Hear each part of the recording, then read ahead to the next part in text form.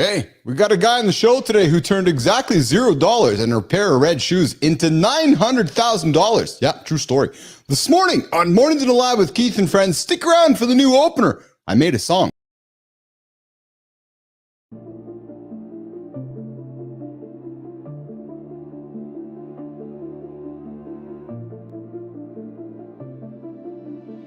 Welcome to Mornings in the Lab, where when something negative comes up, building muscle improves blood flow from squirting to squirrely. Start small, build up, and expand from there. Be entertained by fun over here. How I slept. Was my sleep been good? That's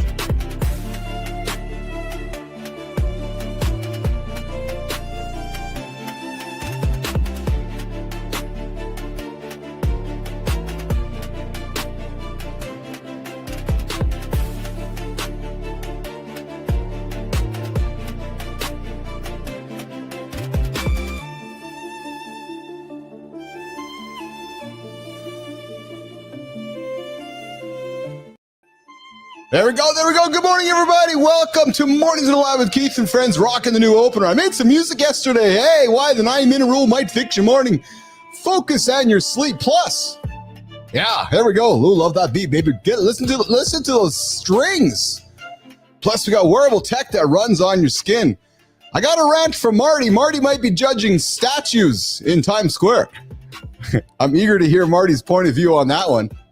Yeah, hey, they just put up statues of women out in New York City, and Marty's like, what the hell's going on over there? We got the opinion of the morning from Christopher Martin coming up. Branding wizard Will Harris joins the show as well here today. He took a pair of red kicks. Yeah, red kicks, red running shoes, bold bets, and a $900,000 hustle playbook coming up on the show. We're going to get into why I embrace yoga here today and the benefits I have had throughout last number of years since I started my yoga experiment. We're talking chia water, the super drink or digestive demolition, and the wrinkle figure fighting superfood hiding in plain suit. Yeah, Jimmy, I'm struggling with my words this morning. Just one of those mornings. Jess lost last night. We're going to talk about sweating, not starving, the science of cellular renewal without fasting misery. You know, Johnny doesn't talk about fasting. Johnny talks about eat.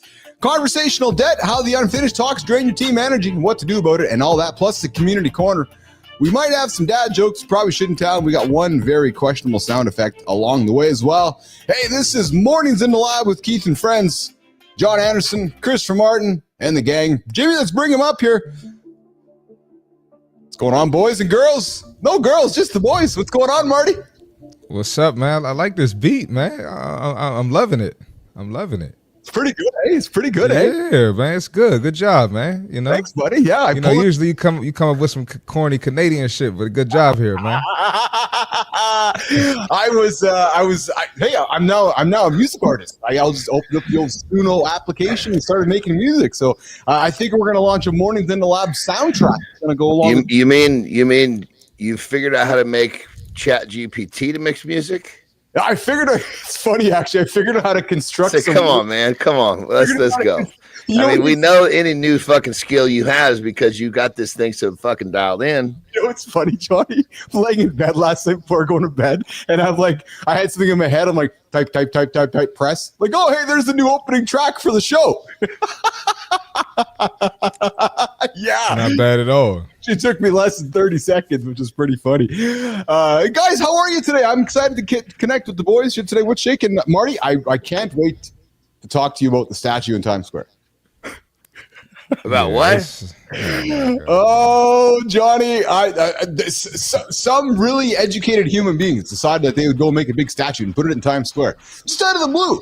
And our beloved Christopher Martin has an exceptional opinion. I saw him had greatness. I really want to hear the feedback he got from that opinion that you so eloquently articulated. But Jimmy, without further ado, before we get into the conversation with the boys about the weekend, Jimmy, just run this video for a couple seconds. Don't run the whole thing. We want to see Marty kind of get off on the statue. Jimmy, let's just run this video for a couple seconds here.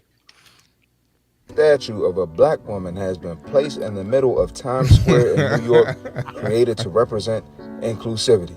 The black community and black women specifically about to cancel me, so buckle your seatbelts. What in the big back bone Quisha behavior is going on right here. The fact that they gave us a statue like this just shows we got low standards for ourselves. I ain't seen another statue like this from another race in America. This is just prime example that across the board, our women are out of shape. I'm sorry, but it is what it is. All the obese. So Marty, Quick question. I couldn't hear it all, so I want to make sure I was speaking. Yeah. So were you talking about the statue in general?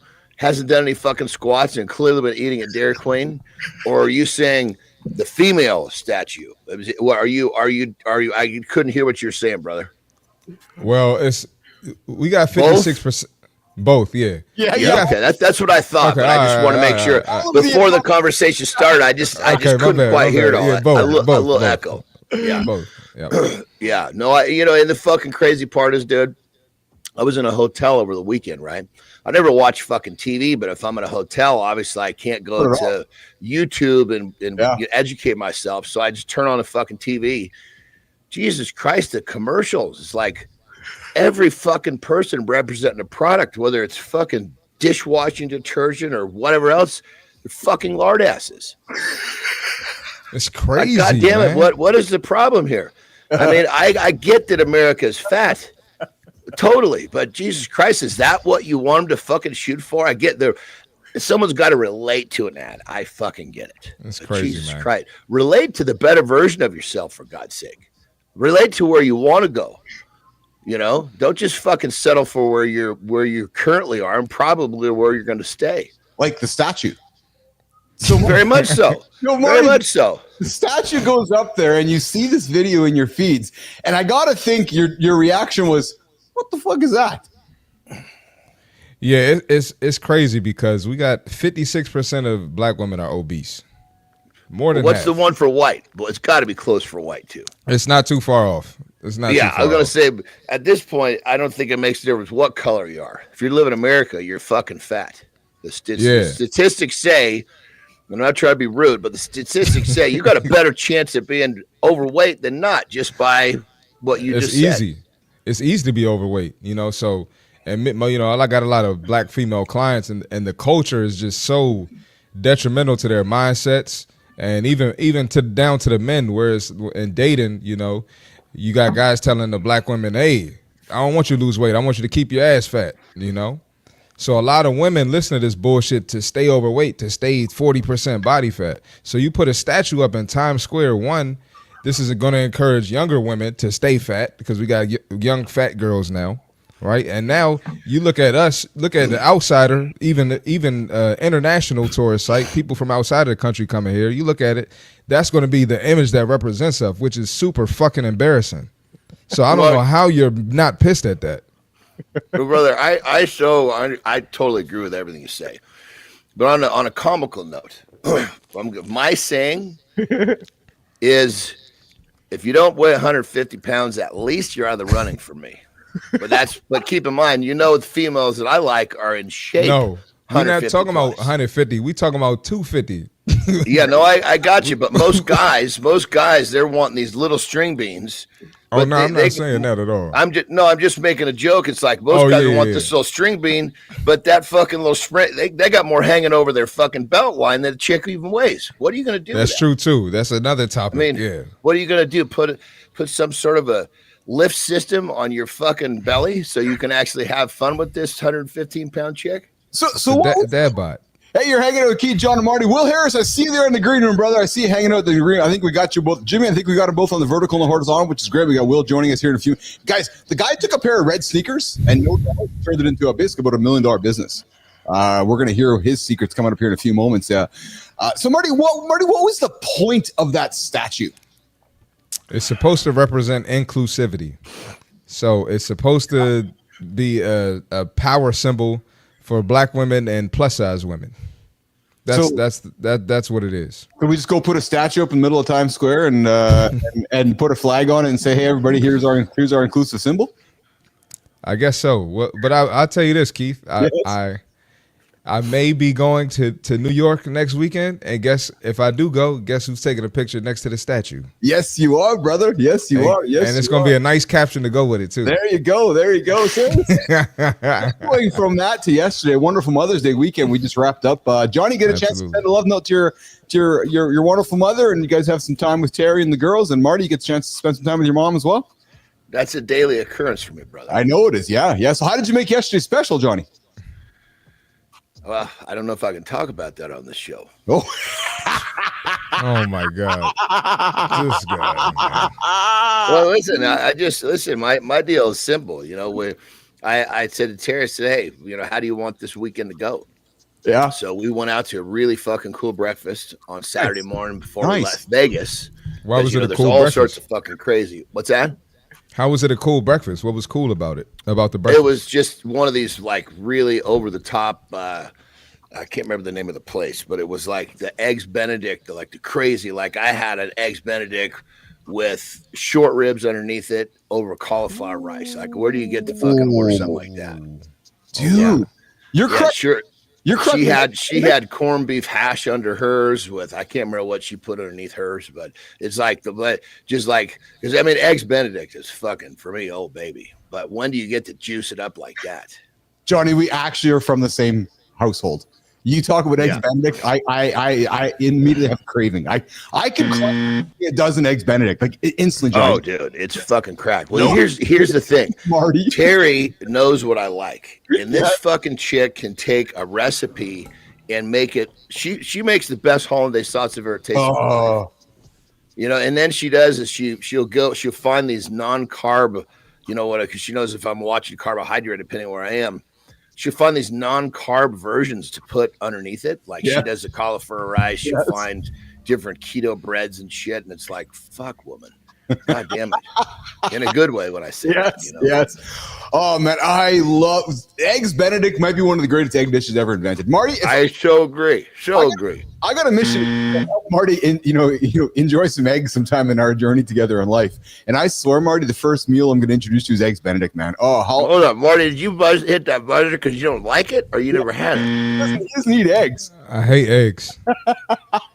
Well, the first problem with that statement, you're using the word hate. Oh, you're right. My bad. Yeah. Well, but I don't have a preference for eggs. There we go. But I bet you if it was presented properly, it would be. It's like I don't like a plain boiled chicken breast, but if that son of a bitch is presented properly with the right sauces and shit, I'll gobble that thing right down. No, Johnny, hold on, Mr. Brother. I'm correcting you. It's not a matter of what we sometimes like or don't like. Sometimes we just have to fucking eat the shit we just don't want to eat. So if it's a boiled chicken breast, you got to eat it. I have no problem with this. I'm talking about my brother Marty over here who's talking about what he can't do. Well, shit, man. You told me to eat eggs. Listen, I was in the high chair as a baby. My mom tried to feed me eggs, and I was spitting them out before I could even talk. So I was gonna be tough with that one. I was having Kit Kat, Marty. As you know, I was eating Kit Kat growing up. And that's why you were Husky Keith. That's exactly why I was Husky Keith, yes, with the Kit Kat. Good morning, Matthew. Roofer, good to see you in the feeds here, brother. Good morning, good time, good to see you as well. Lady Drew, I see you there as well. We got Matthew Roof coming in. Boys, here you go. Here's a tennis ball hitting to you guys. There's a thing called skinny fat, too. Seen 112 people. I have seen 120-pound people with a spare tire. Oh, yeah, true story. Walking around just with stuff hanging over on the old T-shirt and so forth, right? So, Marty, how about Mother's Day for your mama? Did you get some time to spend some time with mama? I saw your picture on Friday, man. Mom's looking at the laundry machine, and you're like, hey, what the hell? Bro, I had every intention of getting on here, and it just, She was like, my washing machine broke. Can I come over? So then she comes over, and then she's like, no, well, you got to take these clothes up, and I don't know which bag I want to choose from. So it just threw me off completely. That's crazy. I haven't finished your story. I got to tell what about my mom. That's crazy. Oh yeah. So I just that's why I missed the show on Thursday, man. I was here getting ready, and I couldn't. Yeah. There you go. So I talked to my mom yesterday morning. Yeah. She's like, she lives close to my oldest brother. Yeah. I said, so what do you guys, because my brother always will do something with her in person, because he's close by. So what are you and Jim going to do? She said, well, you're going to like this story. I said, okay, drop it on me, you know. And Jim always does cool shit. Maybe he was going to take her to one of his friends' restaurants or something like that, you know. She said, oh, well, my washing machine broke, so Jim's going to come get me and my laundry, and we're going to go do all my laundry at his house for the day. See? But I had a good Mother's Day. We actually went out to eat on Saturday. Oh, nice. We went to Annapolis, Maryland. Yeah, The capital, and we like ate seafood right on the water and stuff, so that was cool. That's awesome. And That's then, the way to go. Yeah, yesterday we just kicked it in the house, and I just hung out over there for a while. And we talking a lot of shit. So once you start eating seafood that's just fresh out of the water, it's hard to do it any other way. Johnny, Marty, I spent some time in the Galapagos a few years back, and you guys familiar with ceviche? Oh fuck, are you kidding me? Yeah. Oh, I'm a prairie boy. Never had it in my life. Had my first bowl of ceviche at some human's house in Galapagos. We got hosted by a local family. Guys, she was in the kitchen, like the mama was making ceviche. Did you say some human's house? Yeah, some human's house. So what, he fucking some alien's house? Where else fucking was you? Yeah, he's been using AI too much, so now he's saying humans and shit like that. That's good shit. He was making the ceviche. Guys, I don't know if I ever had better fresh seafood my entire. I couldn't have enough of it, and from that moment on, I was just chasing ceviche the whole trip, and because it was just unbelievable. Is that where the iguanas are in the Galapagos? Yes, that's what I thought. Right? Yeah. Okay. Yeah. I'm telling you right now, brother. If you like ceviche, at some point you got to come down to the place in Mexico, because there's this thing. There's this road called the Malecon. And it's basically just drives right down the beach of the downtown San Felipe, and all of these, you know, there's so many seafood restaurants. It's called the Tower. I don't know what that's how I refer to it, and they understand what I'm saying. But it's like this. It's probably about that tall, and it's about that big around, and it's just layers of different type of ceviche. Oh, it's fucking insane! Like the very top one, it's got like prawns, it's got like scallops, it's got octopus. And it's got avocado on the top. And the crazy part is, you know, it's like, oh, God, $8. Oh, get out of here. Get out of here. Unbelievable. I'm getting hungry. Well, listen, we got a guest coming up here. Guys, what do red Nike Air Maxes, a $900,000 sales turnaround, and the power of positive vibes all have in common? They're part of Will Harris's secret sauce. John, Marty, after the accountability check-in, we're going to meet Will. Today, we're going to serve it up hot. Going to meet Will Harris coming up in a minute. Jimmy, let's do the accountability check-in. We'll bring Will Harris back up here in a quick minute or so to get into a conversation about how the guy made a little bit of cash. Hey, guys, whose rules are you living by? I ended my hockey career at 16. Oh, I remember that one. Woo, baby. That was a big discussion. Yeah. Falling out with my old man for a while. I never finished university. No, I didn't. Didn't finish it. Nope. Started making money. And I got to tell you, I have disappointed people along the way. Yep. The whole journey. You know it. Roofie, you know that journey. My parents, my mentors, my close friends. Disappoint. Because truth is, I didn't always follow the rules. Whose rules? Their rules. Yeah. Those social expectations that everyone lives by, that everyone thinks that you should live by. Oh, you should go to school. Oh, you should go to college. Oh, you should get married. Get a mortgage, then you retire. Repeat. As Johnny likes to say, what are we living a life for so that we can race towards retirement? Nah. Here's the thing. Those weren't my milestones. They were somebody else's. They seem to be the default script for much of us. And most people follow it without ever asking who wrote the script. We get up and we get going. The reality was, the more aware I became, the more I started questioning all of it. Whose path am I on? Does it actually serve? And what happens if I choose a different route? Am I living a life that excites me or just the one that looks right? And I've taken those risks that make people feel uncomfortable. And I've also built a life that feels like mine, because regret doesn't come from breaking the rules, you guys. It comes from never asking if those rules make sense to you in the first place. So I'm going to ask you again as you start your day. As you start your day without the snooze button, as you start your week, as you start the brand new loop.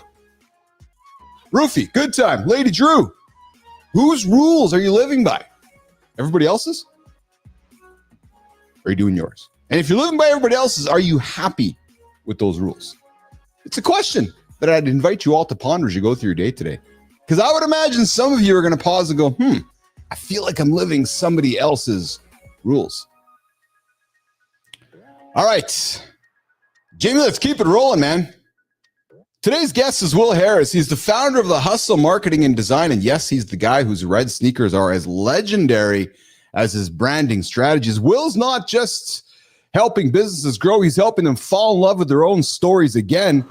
From scaling a company from 10 to 110 employees to rescuing another from internal sabotage and skyrocketing sales to nearly $1 million. Will's approach is anything but average. We're diving into bold branding, purposeful passion, and why positive vibes might be the best marketing strategy you have ever thought of. Mornings in the Lab. Keith, Marty, and John, we are excited to introduce you and welcome Will Harris to the lab. What's up, Will? What's up, Will? What's up, Will? Can't hear us? Will, we got you muted, brother. Yeah, we got you muted, Will.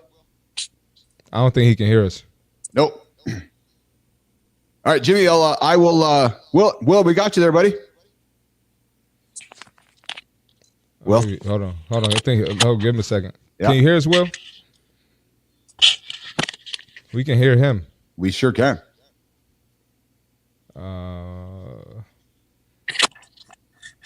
Jimmy, let's pull Will off. You chat with Will in the private chat here, and then we'll bring him back up here. No, I know he can't hear us. Yeah. Will, we're gonna get you chatting. We're gonna get Marty chatting with you, or we're gonna get Jimmy chatting with you in the private chat. There, we'll get you sorted out there, pal. Get you up and get you up on the show here. A way that we could have Jimmy do sound check with these dudes before we bring him in. He got to do it. Yeah. So yes, and yeah, we'll. I understand it's kind of our test. If you can't fucking figure the shit out, then maybe you're not supposed to be here. But this guy looks like he's a good one. He got fucking snagged, you know? Oh yeah, we're gonna get Will all sorted out. I got no problem. I got no concerns about that. Jimmy will talk to Will in the private. We'll get him all sorted out there.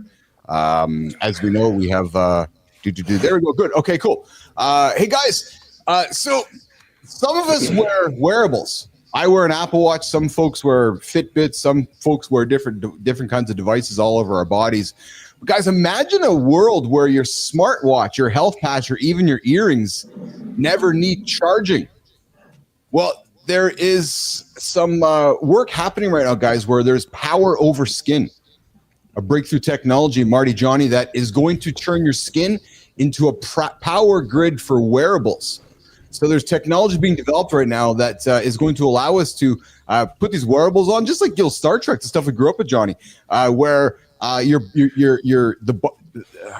body is transmitting power. It's sending high frequency RF signals across your skin, interacting and basically driving electricity to your device. You know, I've heard I have no idea if this is true, but I've heard something about the fact that holding the phone to your head is actually worse than wearing an earpiece, keeping it away from your head. Like there's some sort of, shit that we're just starting to understand. I wonder if this is going to fall into that whole, it seems really fucking cool until we realize it's fucking us up. It's funny, Johnny, right? Because yes, folks are concerned about the radiation and all the waves coming out of the phone. So it does make you wonder when we start, making our bodies facilitate power, whether there's going to be, folks concerned about that in the future, right? There's a good thing about having a big bicep. See, it's really difficult to hold this up here. So I've put the phone to my head so little in my life. I'm not too worried about it. That's it. Yes, and Benzie, you're right. There's been talk about tumors coming from the phones, right? Hey, we got Peaches here in the community this morning. Peaches, how's it going with your partner? I know we had some chats with you a few weeks ago about some love life challenges going on there. So Peaches, love to have you here in the community here. Encouraged to hear what you have to say.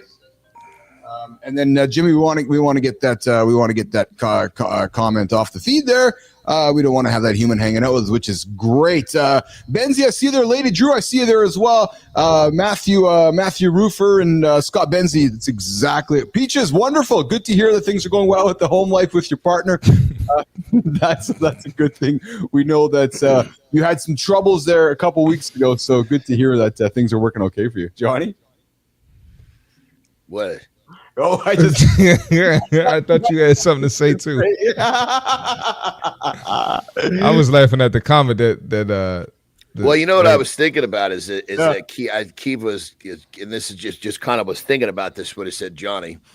So calling that gentleman, or I should excuse me, strike that word gentleman, calling that thing a human when he really was just some sort of a drone who just repeating behavior patterns that are completely silly. You know what I mean? I think calling that guy human is a compliment. Who's that? The guy that you took the fucking comment down from. Oh,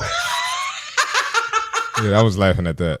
It's, it's because it's given that guy. That's not a human behavior. No, that's drone behavior. That's like small. I've been taught this really limited thought process, and I'm going to go try to spread this. Those who will follow my lead. Douchebag behavior is what it is. Definitely douchebag behavior.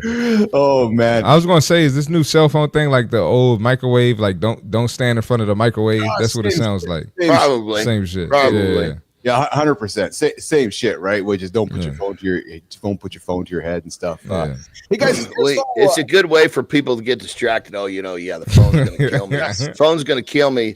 The Big Macs I'm eating are fine because the phone's gonna kill me.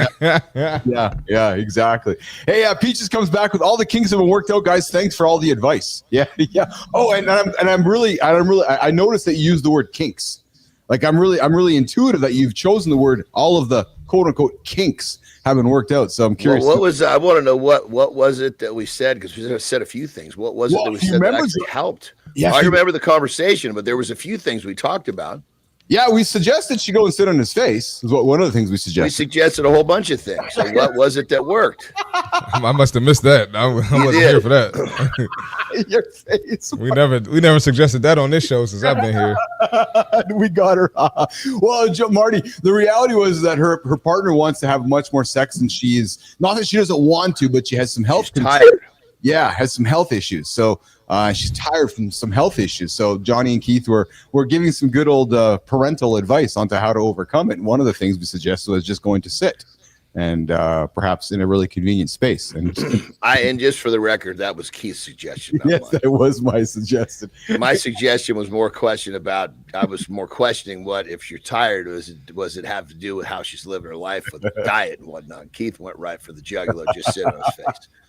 That's exactly it. Hey, do you guys follow Andrew Huberman at all? Marty, Johnny? Yeah. A little bit. Yeah. I was doing some reading over the weekend, and he was talking about understanding and syncing with your body's natural rhythms can optimize everything from mental clarity to emotional regulation. One of the things that Huberman talks about often is this idea of sunlight exposure. And Johnny, I was thinking about you when I was reading this. So you're up early in the morning, sun's not up there. At what point in your, and I'm serious with this question, at what point in your daily journey do you go and chase sun? Because I know how important habits and routines are, and sun exposure and vitamin D is a big part of it, right? It triggers cortisol spikes, regulates circadian rhythm. Where do you find sunlight in your journey of mornings, Johnny? Well, I'm up hours before the sun comes up. Exactly. And so obviously the going out in the sun right away, there's a whole bunch of really good reasons why you would do it. But obviously circadian rhythm is one, and I've got my circadian rhythm pretty dialed in. So when I'm looking for sun, it's obviously, I've been up for hours. There's a lot of other benefits to being in the sun, but having that sunlight in your eyes to say to your body, this is time to get up. Well, that happened 3 hours ago. Yes. So I just make sure that I guess what it comes down to is, I'm outside playing pickleball. I'm outside doing something because we need the sun. One of the things that I've just recently started doing, which is a little weird for me, I'm always used to wearing sunglasses. Yeah. We need those rays coming into our eyes. Yeah. It's for there's a whole lot of health benefits to it. So I've been trying to spend a little bit of time outside without my glasses on, which, God, I've been wearing dark glasses in sunlight since I can remember. So that's one of the newer things. Yeah. That's one of the newer things that I've been working on. But yeah, Huberman, he gets it, man. Oh yeah, the guy's a fucking legend, man. I'm certainly a fan as well. Marty, where do you fit sunlight into your mornings? I know you're an early morning dude too. Where do you fit it into? It's not really part of my day, man. I know. Once I get up, I get going, man. So I got my training business. Yeah, I'm here. Then I'm going to work. So I'm not spending too much time outside, honestly. Go Go ahead. I bring it up, Marty and Johnny, because the science is saying we got to chase sun, and I agree with it. But what I thought was as important, and we talk about this all the time on the show, is you got to find what works best for you. So your routine, Marty, your routine, Johnny, my routine doesn't facilitate sun, right? So hey, man, I got melanin though. There you go. Yeah. I'm just playing. Yes, I would say in general, I don't really, as a whole, I would say 9 o'clock is probably AM is probably I'm asleep by 9 p.m. is the first time that I really get it, because Tara and I will go outside and have our morning coffee in the sun. Same. Yes. Yeah. So that's but just remember, Huberman's talking about getting in the sun right away. For many people, is because he's talking circadian rhythm is the top. Yes. One of the top things of that talk. Yes. But there's so many other elements. Like if you have a set bedtime, yes, which is more challenging for many people, yes, that right there will set your circadian rhythm like a mother. Yes. Well, I'll say this though. Yeah. I do go outside on walks and just to get out of the office and get my body moving and get some sunlight that way. So that is part of my day. But I guess I didn't really realize it, because that's not, I don't really think about that. I'm just like, I want to get moving and get some fresh air. It's one of those things that you're in tune with your body. So it's not like you think, fuck, I could go walk on a treadmill. Like, no, I want to go walk outside. You may not even know it, but that's what you're doing. Well, we know there's biocentric lighting now we can buy for our homes that replicate outdoor lighting, right? Matter of fact, I had a guest back on the show a few months back, Kyle Harris. But hold on. Jesus Christ. How about just fucking go outdoors? No, represent the lighting that's 10 feet away. Get him, Johnny. Get him. I don't disagree, Johnny. But for somebody like yourself who gets up first thing in the morning before the sun, or like myself, or if you're an athlete who's traveling, so you're traveling across time zones, right? So you're traveling from New York City to go play basketball in Los Angeles, and these are people that take care of themselves, where this contraption is not going to fucking make much of a difference. That contraption is going to work for the people that are like not doing any of the things they need to be doing. Mm-hmm. That thing is like, for me, that's like giving a fucking whale a Tic Tac. It doesn't fucking matter. Yeah. There's too many other things I do where that's not going to show up. Fair. However, if we introduce some artificial biocentric lighting to your mornings, it may have some positive effects on you. Yeah, and there's all sorts of other little fucking details that I would get distracted with that may add some fucking little benefit that I may never notice. So I stick with this shit that I know works, and I don't get distracted by the shiny goddamn objects. Yes, yes. But we know that circadian rhythm and light first thing in the morning is good for us. So if we can find ways to... We ought to ask Huberman, a set bedtime, is that going to be more powerful than getting light first thing in the morning? Let's ask him. Yeah, we should. Yeah, 100%. But keep in mind that bedtime has got to be fucking hard. It's not this. Oh yeah, I go to bed about this stuff. No, 8 o'clock. When I was in Vegas doing work over there, and everybody that I came in contact with was like, holy shit, you go to bed. This is like a hard line. Fuck yes, it's a hard line. If there's something I planned after my bedtime, okay, I'll deal with that. But nobody's keeping me up past my bedtime. Now you got to get it, man. It's important. I agree with you 100%. Hey, we got Peaches come back to the comments. All suggestions were done. Peaches says, especially the sitting. Good job, Peaches. Health has been better too. Health has been better too. More fruits, more protein, and healthy fats, and drinking lots of water as well. Being allergic to the sun early morning is my go-to. Oh, there you go. Good job. Good job. All right, cool. All right, Marty, let's get to the fit tip. I know we got Will trying to work it out there on the backside there. He's got some problems with his speaker, it seems like. So, but Will Harris is working out on the back end. Marty going to do the fit tip, and then we're going to come back talk a little bit of yoga, guys. Marty, let's get after it, brother. All right, let's get it. All right, man. This fitness tip is for the beginners or people who are still trying to find their way in the gym. We're going to talk about building confidence. So a lot of people, when they start their fitness journey, they're not confident to begin with, right? They're worried about all types of things. They're worried about every little detail. And one thing is they're worried about other people looking at them. They might be doing a movement wrong. They might look a little lost, a little bit uncomfortable. And so they're worried about someone judging them. Listen, nobody gives a shit what you're doing in the gym. People have their lives. They have work. They have kids. They have things that they're stressed out with. They're not worried about you. So get that thought out of your head instantly, right? Now, you're going to start off with these movements. It might look ugly. It might be uncomfortable.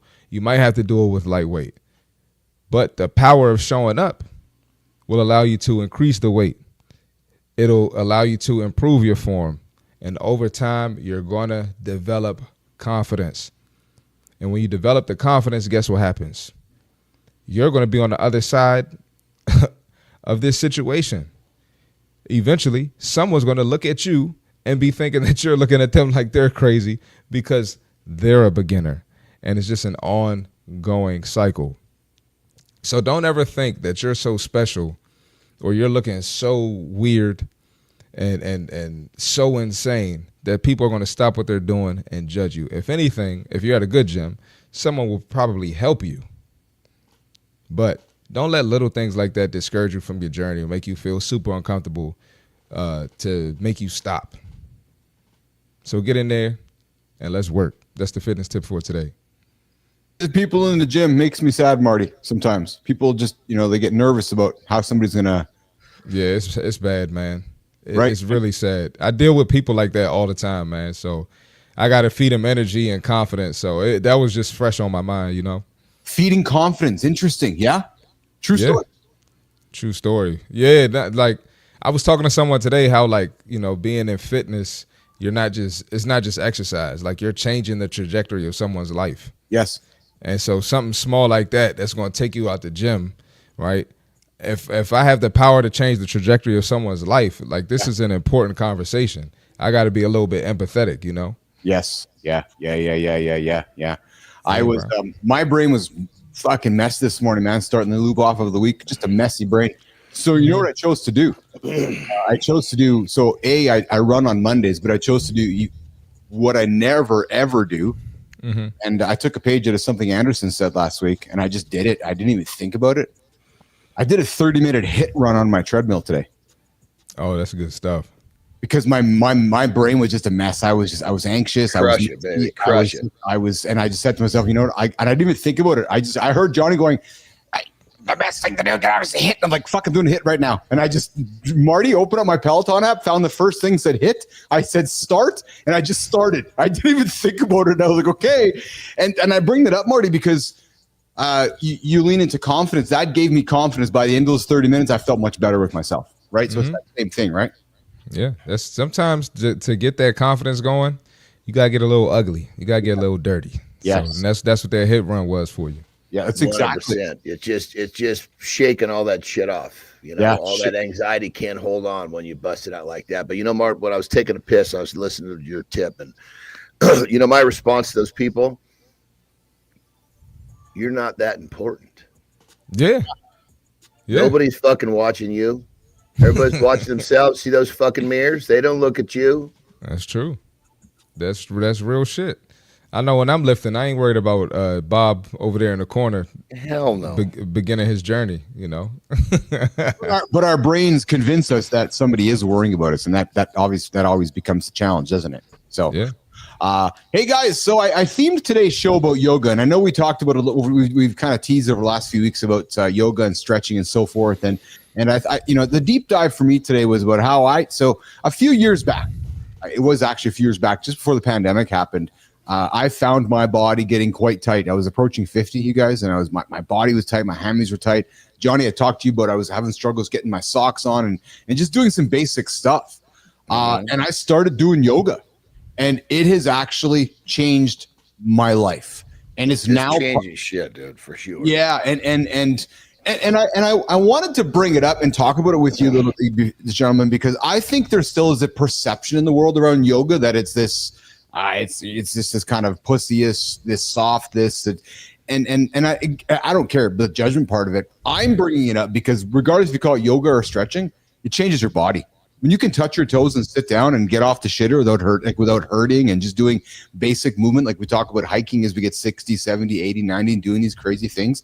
Yoga, aka stretching intentionally, Marty, Johnny, intentionally. And I know, John, you sit every single day and stretch, and Marty, you do your stuff. But I really wanted to kind of have a few minute kind of dialogue around the unexpected benefit, not only to my body, but even mentally. Like just how I feel by just constantly intentionally stretching. Marty. Yeah, I was going to say, man, even when so that's why I stretch first thing in the morning. Yeah. Because it makes me feel better. It makes me walk better. Yeah. Which is going to lead to positive thoughts.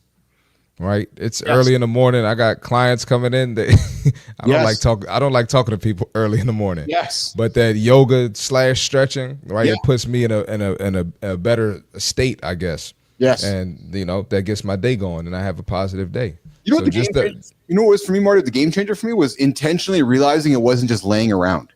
You know what I mean by that? Like, because I think sometimes when we think of stretching, it's like, oh, you're just sitting there and you're just touching your toes. Well, you are, but if you're intentional with it in your brain and your body, it's work. It hurts. It's work, and it gets you to learn your body, because this isn't supposed to feel like that. I'm not supposed to be in this type of pain. So maybe let me keep coming back to this so I can feel better, so it doesn't hurt when I do these movements. Yes. Yeah. Chipping away at it a little bit every day is all it takes. And I think that's what we often forget about, right? And that our muscles in our bodies like an elastic band, and you might not be feeling it on the Monday, but if you start touching your toes on Monday and you're like, I can only get halfway up my shins, but then as the week goes on and you're actually touching your toes by Friday, you're like, holy smokes, it's actually working, right? I can tell you that it's been an absolute game changer for me. Adam Holroyd's coming in with yoga is hard. There's nothing easy about yoga. It's so true, Adam. And the thing for me is that it's not just a physical thing. It's when done properly, it's full upstairs in the brain too. Absolutely. Yeah. Right. So, and I've enjoyed it because, guys, when I started my yoga journey, I replaced meditate. So I was doing some meditating, and then I stopped my meditating and moved it into yoga. And I really, in many ways, combined the practice. Right, right. The yoga and meditation all as one, right? So Peaches coming back with big hugs and love to y'all. Got to get these kiddos up in the day started. Good to see you, Peaches. 100%. Peaches, love to know where you join us from every single day. I'd love to know where you're hanging out and joining us from in the morning. And I see Will Harris still trying to sort his situation out there in the green room. Jimmy, I see that, which is awesome. Marty, what do you got going on today, Marty? We got I got some stuff I'm working on. I got to tell you about, but that's going to be later in the day. And I'm just be at the gym with the old white guys kicking it, man.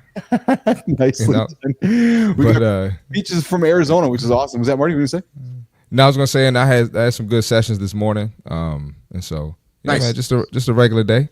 Nice. Awesome. Oh, and my mom got her washing machine fixed, so she won't be interrupting the show anymore. So awesome. That's awesome. Well, why don't we do Did you see the pictures I put up of us yesterday? No, I did not actually. No, I have not been on the gram here today. Let me see.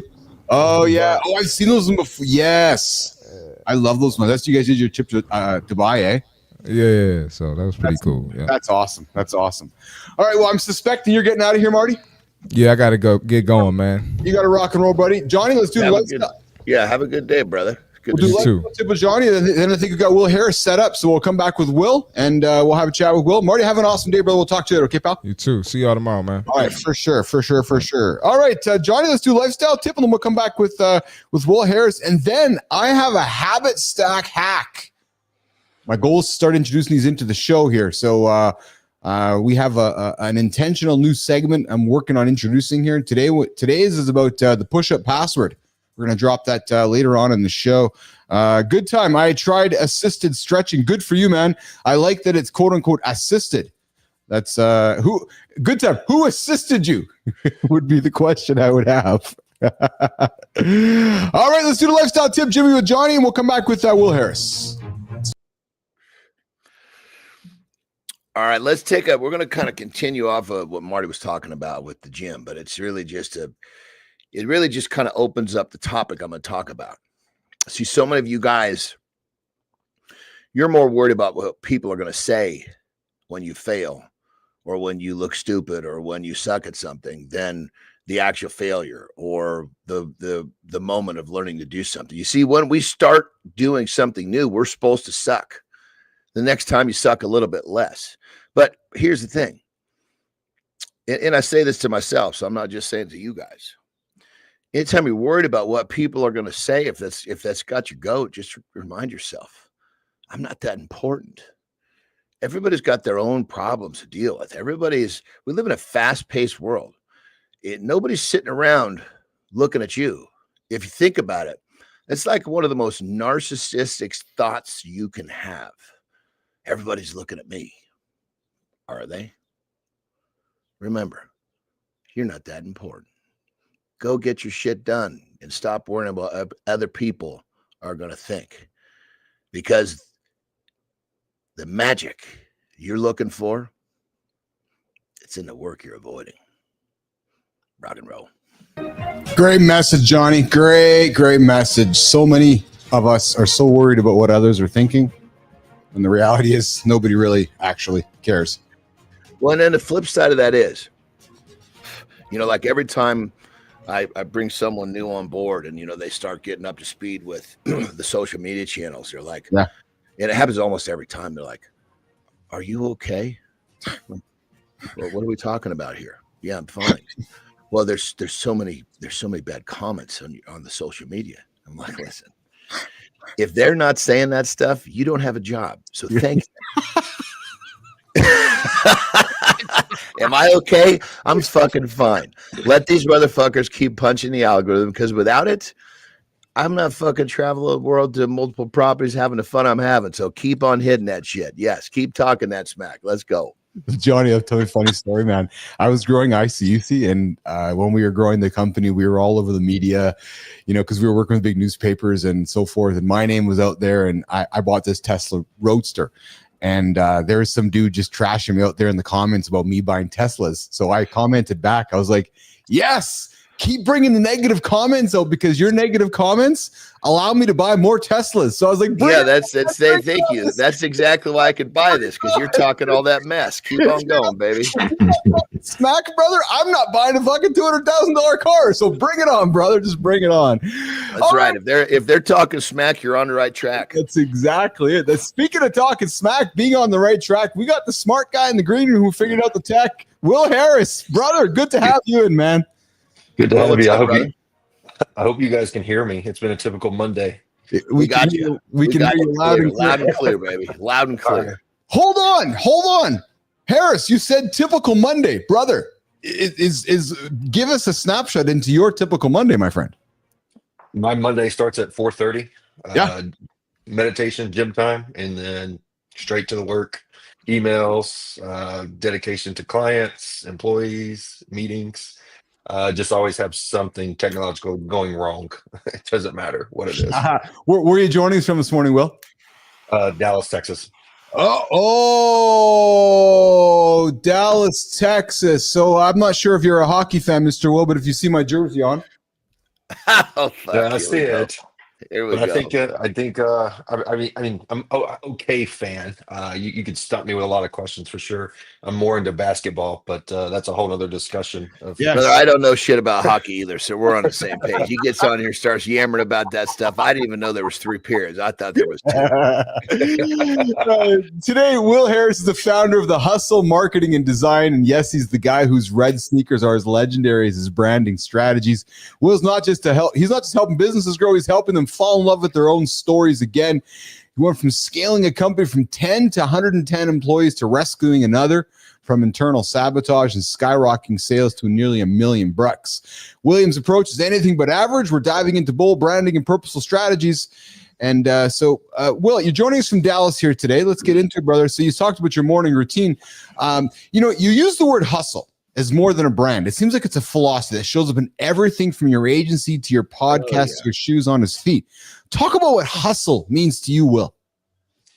I mean, it could have that derogatory term, like especially back in the 90s, hustle was a different version. But now with entrepreneurship on the rise, a lot of people, and unfortunately, you have to have multiple means of income to even survive now. Not to get ahead, but just to survive. Baby. Isn't it? It's a state of mind.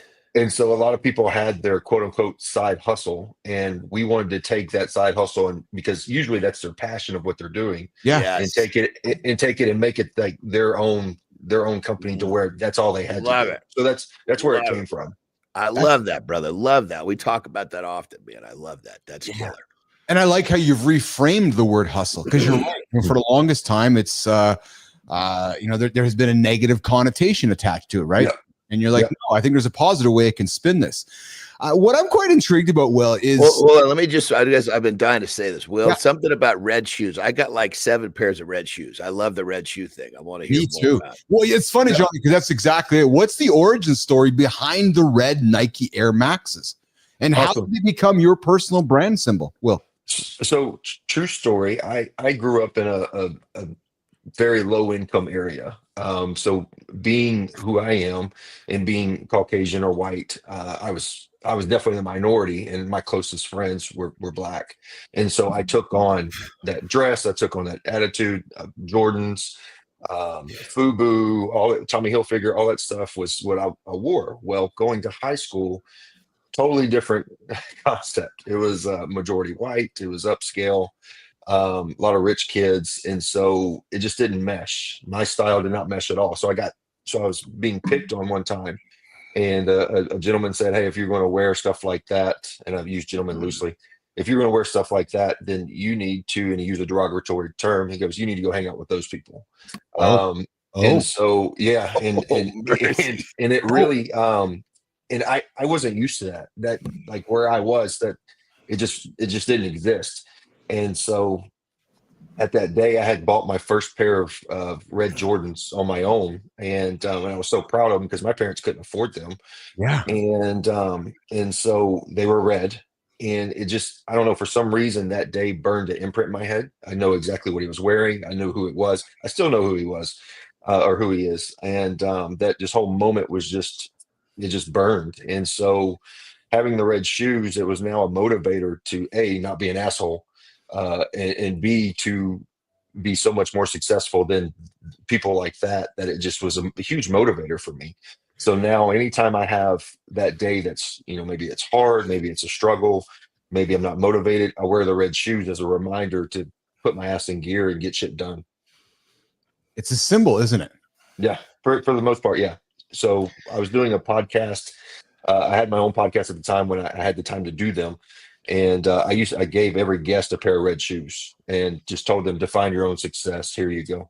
And so, the red shoes for me have kind of a, they're a trigger for me too, because obviously when I was young and trying to establish, being good with who I was and not really caring what other people said, I would dress very much what you'd consider inside the box, right? But then as soon as I started getting a little momentum and started not caring, boom, I think I went to, because I love shoes. So I went to bright colored shoes right away, and red, one of my favorite colors. So the red shoes, once I started wearing red shoes, to me, that was like, okay, you're learning to not give a fuck.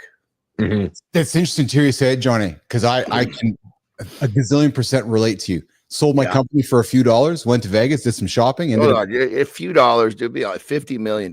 Be honest here. Jesus Thanks, Christ. Johnny. Thanks, my brother. I ended up in a John Varvatos store, bought myself a wonderful pair of laceless collaborative Converse John Varvatos red shoes, awesome, and then walked down the hallway and bought myself a wonderful pair of red Pradas. Nice. Oh, my 2 favorite pairs of shoes I still wear. I wore yesterday a red shoe. So when I knew you were coming on here, I was like, yes, the red shoe guy. And it's funny because there's a statement with red shoes. There really is. Well, it really stands out. Red and all these crazy colors, like they got the neons and shit. I mean, I think it's great. I think when people are expressing themselves through what they wear, it means they've kind of taken that step. Yeah. Was that Will, when you bought those red shoes and you've worked your journey on, have you done collabs with Nike or have you?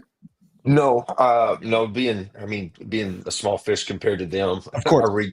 I reached out one time, but that went to the wayside. I'm sure. Of course. Sure that, yeah. Yeah.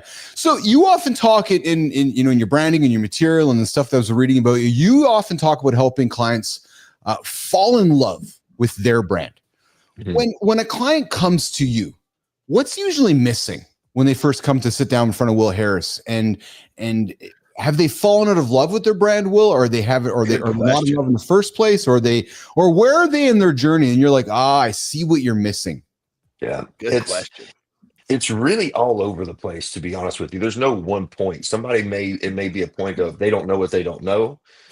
It may be a point where somebody is confusing marketing with sales when they're two totally different things. It may be also a point to where they just don't know what they want to do and they just want to make a lot of money, which is not a good place. I'll be honest with you, that's not a good place to be. It's okay to want to make a lot of money, but try not to do something just to make a lot of money, because 9 times out of 10 it doesn't work because you're not passionate about it.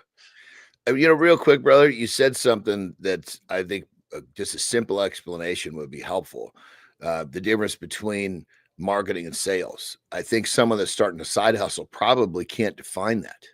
Yeah. So as a marketing agency or a marketing company, our job is, here's a great example. Our job is to lead the horse to the water. It's your job to get him to drink.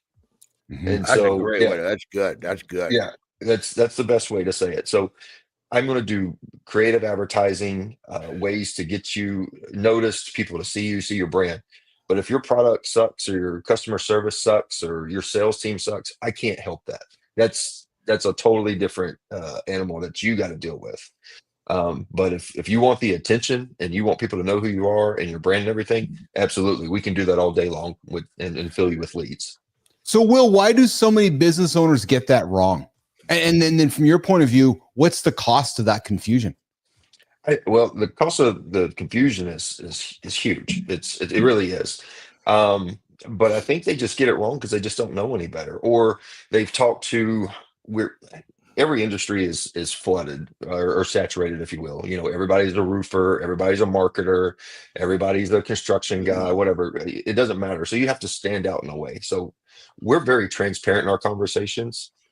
And so telling the client, having that transparent conversation of defining the two it's a really important conversation, and telling them like, this is what needs to be done. And the problem that we face, there's so many marketing industries that promise the world, they overpromise and underdeliver, that it causes that persona that, hey, marketing company does both.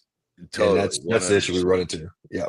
So when you say that the market is flooded, would you say that, because I have a view on that, is that the market is flooded with a copy of a copy of a copy of a copy. Yes. It's not flooded with authentic, unique people who teach people to do something differently, or, when you're in an industry, but yet you're doing something that other people are not, that's really then you become it's not flooded with that. Would you agree? No, I 100% agree. AI is a great tool, but a lot of marketing agencies are using that solely for their clients, which is not fair. Anybody can type in, give me a strategy for a med spa for marketing. That's great, but where's the campaigns that are going to come from, that are going to grab people's attention, where maybe you put on there and be like, hey, we have beautiful people that stab you in the face. Okay, from a med spa, that's going to grab someone's attention, not what AI is telling you to do. Well, that's perfect, brother, because Keith and I often talk about how AI is creating, this version of the world that really is getting away from that authentic person. And I think, when you use an AI to do something like this, you're becoming more of that copy of a copy, when in actuality, you've got to attach yourself to your authentic self, your authentic position, and you got to market that. And can AI do that? I so agree with that. I don't think that really AI can learn who you are, but I don't know. I'm still a big proponent of the person who, exposes who they are to be different. And that's what makes them unique. Speaking of exposing ourselves, we got Bernard Artles in the comments here. Good morning, Bernard. I see you there. Bee-driven equipment. Good to have you here. And Will, you mentioned a roofer. Well, hey, we got a roofer in the community this morning. We got Matthew Roof joining us. And guys, he wore his red Ralph Lauren slip-ons to his losing virginity session. Yeah, so think about that, boys. He There got you up go. one day. It was probably a couple weeks ago. I'm thinking, Roofy, right? He got up and strapped. He's got a few kids. He strapped his red Ralph Lauren's on and walked on and lost his virginity in his red Ralph Lauren's. You're hanging out with Will Harris, John Anderson, and Keith Bilous this morning on Mornings in the Lab with Keith and Friends. Will, I want to go back to the question actually about falling out of love with the brand, though, because we were talking about it and then we kind of moved into marketing and sales. But when somebody is sitting in front of you and you're getting the impression that they have fallen out of love with their own brand, what are they missing? I think it's a lot of it's just mental. Maybe it's brand fatigue. Maybe they've struggled and then they're at that crossroad to where, do I give up and start something new, or do I just keep going? Yeah. Is it, and part of it is their idea even is it a logical idea? Is what they're trying to accomplish, is it even going to work in today's world? You can have the greatest idea, but if the economy is not ready, then it's not, it's not going to happen. And another, good example of that is Olympic. So think about it. You guys are in the fitness industry. Yeah. So in the 90s, how much shit did people get for being on steroids and taking a needle? Okay, a lot. Well, what the hell are people doing now with Ozempic? They're every day. They're taking a needle every day to lose weight. It's the same concept. It's just the world wasn't ready for it. And so it's the same thing with your brand or your company. You just have to, it has to be at the right time and what you're trying to do. Brother, I've never had a job. Came out of college, went right into free enterprise, right into entrepreneurship. My first crack at a business was fucking meal prep. This is like 1994. Just like you said, if I was, I was just a decade too soon, actually probably more than that. But yeah, I was just, nobody was up to, I mean, I was doing it, but I was such a minority. Nobody, like I said, the world, the economy wasn't ready. Yep. So then, Will, what does it look like? So let's continue this journey. Somebody sat down with you and they're maybe falling back in love with their brand, or you're talking it through with them. Are they really in what you're calling is a plateau effect? Like, are they now sitting in front of you and you go, oh, I think you're actually at a plateau right now? And if they are, how do you help them break out of that feeling? Well, I don't think it's the same thing as a plateau effect. Okay. I think truly, if you're falling out of love with your brand, it's really from that mental exhaustion. It's from spinning your wheels. You're not getting anywhere. It's frustration and what have you. I think with the plateau effect, that happens because a lot of people will get comfortable, and COVID kind of set that apart too, because something came in and really disrupted everybody's market. And it really showed some people that maybe they weren't willing to do anything and everything to survive as their business. Now, don't get me wrong, there's some people that just didn't have a choice. There's nothing they could do. But there's other people that they were so complacent with their business model that they stayed at that plateau level. And it really showed when COVID came, because they weren't in the digital world. So then they couldn't do an e-commerce store or anything, because they never cared to learn. They never cared to grow. Well, when other people grew, then that's what caused the problem. Same thing with AI. I mean, I give shit on AI a lot, but at the end of the day, it's an amazing tool and it's very powerful. The companies that don't use AI, they're going to be the ones that fall behind. They will. It's just inevitable.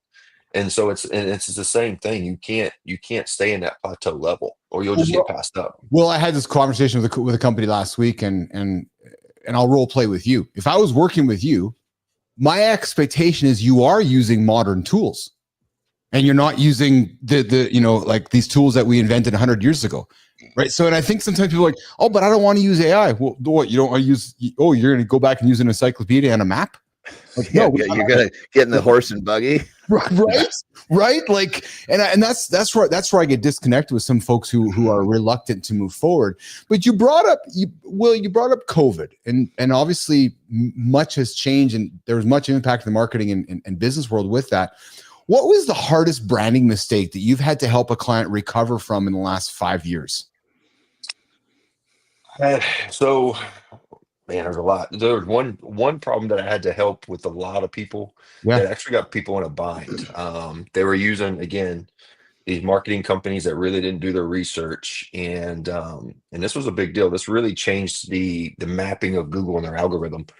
people were using keyword searches like hand sanitizer because it was like the number one word. Yep. Well, the reason they were doing that is because it was getting them in front of literally millions of people. But not the right And people. Yeah, not the right people. maybe not the right people, but you have those people with knee-jerk reaction that see something, they buy it. And so Google, yeah, think about it. Like if you have a word where millions of people are coming and you're targeting that word and your product is coming up, they're still seeing it. Well, Google noticed this and they didn't just red flag your account. They shut your account down immediately. So you lost everything in that account. So you had to rebuild it. Yeah. And so it was really getting involved in doing that and helping them. The other part, kind of like a twofold to your question, the other part of the marketing side was really just growing creativity to people.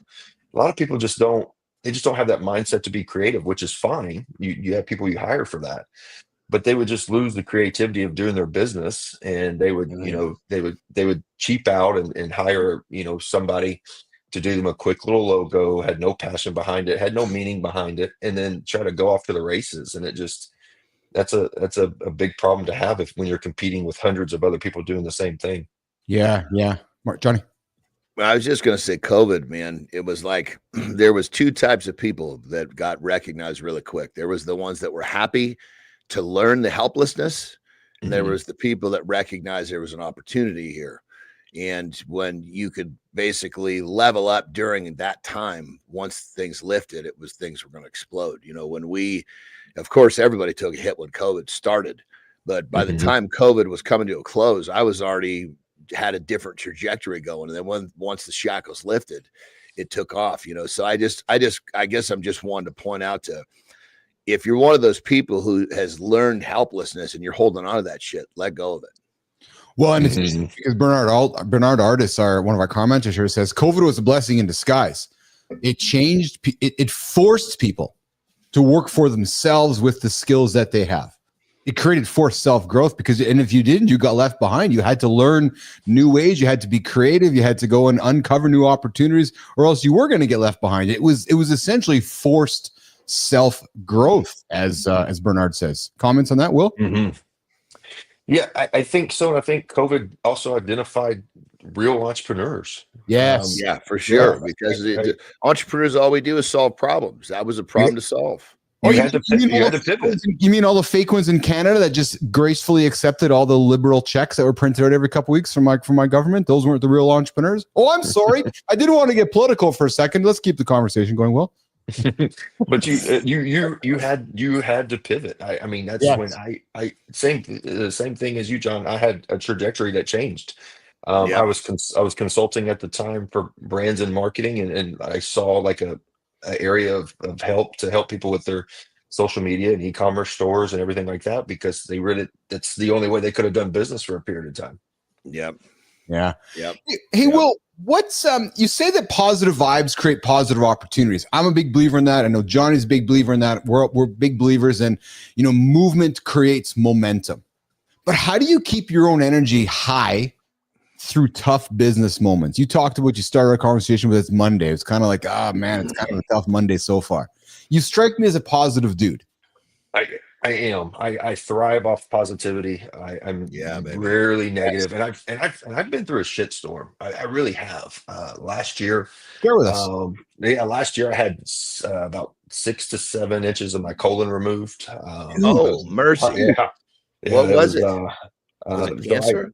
No, I suffered through a hereditary disorder called diverticulitis. Oh yeah. Okay. Friends with that. I'm sorry. Yeah, and so I put it off for a very long time till it got so bad that I had to go in and have emergency surgery. And even then, after coming out of that, I came out stronger because I was motivated to get back, share my story about taking care of yourself, which I did not do, and help people in the entrepreneurship and fitness world. Like, hey, just because you look healthy doesn't mean that you're healthy, that you're truly healthy on the inside. And so using that as a motivator really, really helped me. But for me on marketing, it's powerful. And the reason I say that is I'm technically in every industry. So it's like I'm a multiple industry business owner, which I help these brands do stuff. I can have a conversation, an intelligent conversation about roofing, about airlines, med spas. I mean, it's just what it doesn't matter. So I don't get bored doing the same thing over and over because we have so many different clients that we're working with that it's day to day. It's like a whole different business. Yeah. Yeah. Will, share some insights for me and Johnny here, because one of the things that struck me in your journey is you took a client's team from 10 people to 110 people. And I've been fortunate to scale a business. What was that secret behind that kind of scale for you? Blueprint and consistency. Figuring out that literally that blueprint of what works, of when you need to scale, because that's one of the biggest problems businesses face is, when do I need to hire somebody? When do I need to scale? And so having that blueprint, literally it was just copy and paste from the next person to the next person to the next person, and putting them in the right place. And the biggest thing to be sure that you understand how to do is not setting people up for failure. So ensuring that your teammates or your employees, or however you address them, being sure that they're not set up for failure and they're in the right position that they're going to contribute.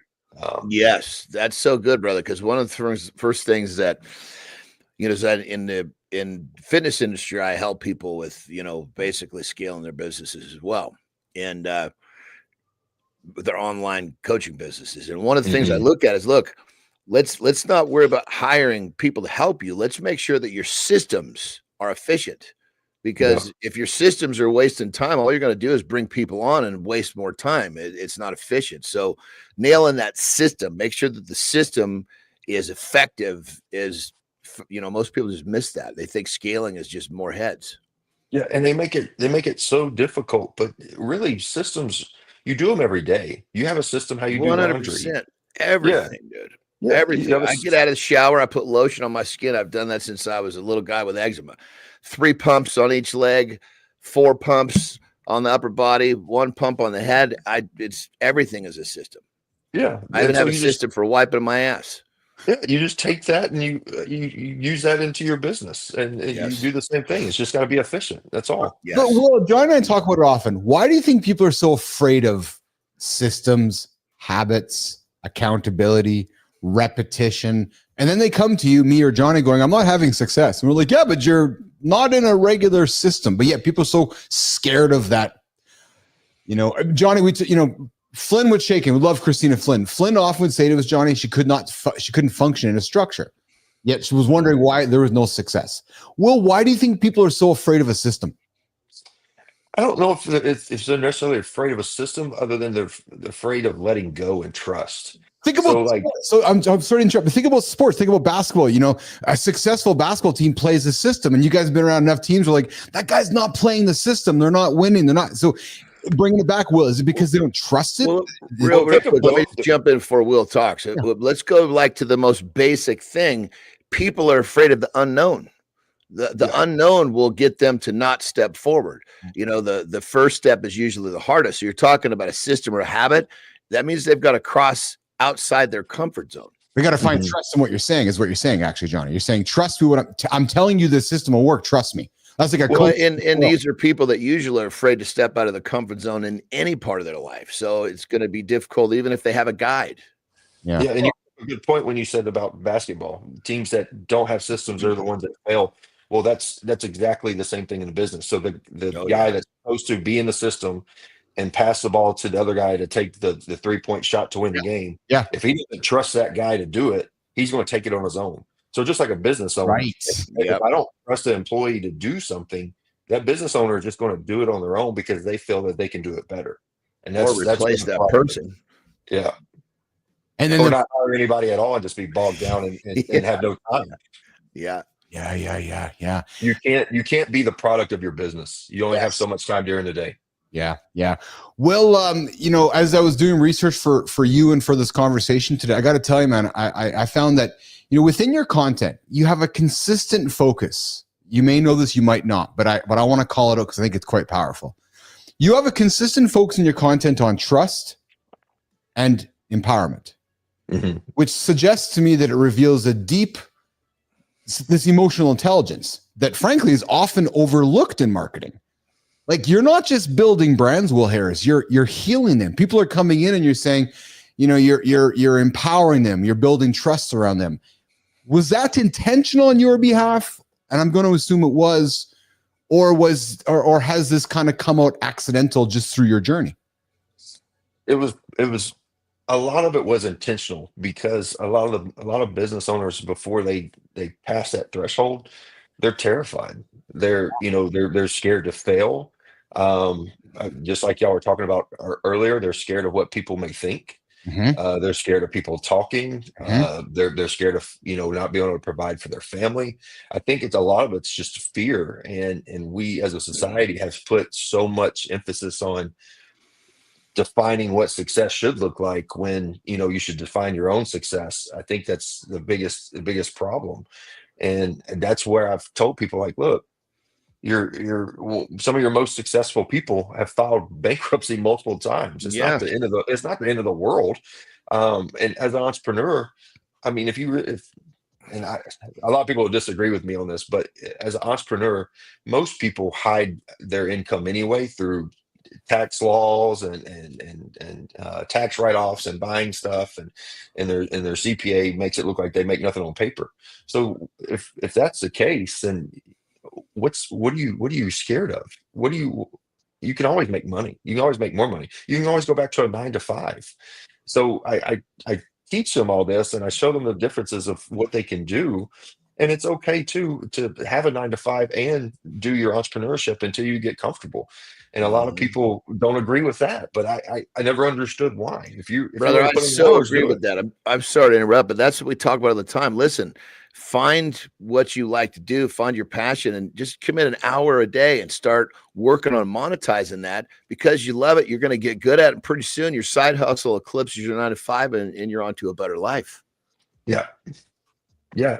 And especially if you have a partner that's supportive with you and can really like chase your goals with you, it makes a huge difference. That's probably one of the hiccups, when you say, brother, is that, a lot of times you find, excuse me, you find that, one of the two in the couple has that bigger vision, and the other one is scared of that vision. And we know that when we're scared, we make different decisions than when we're not.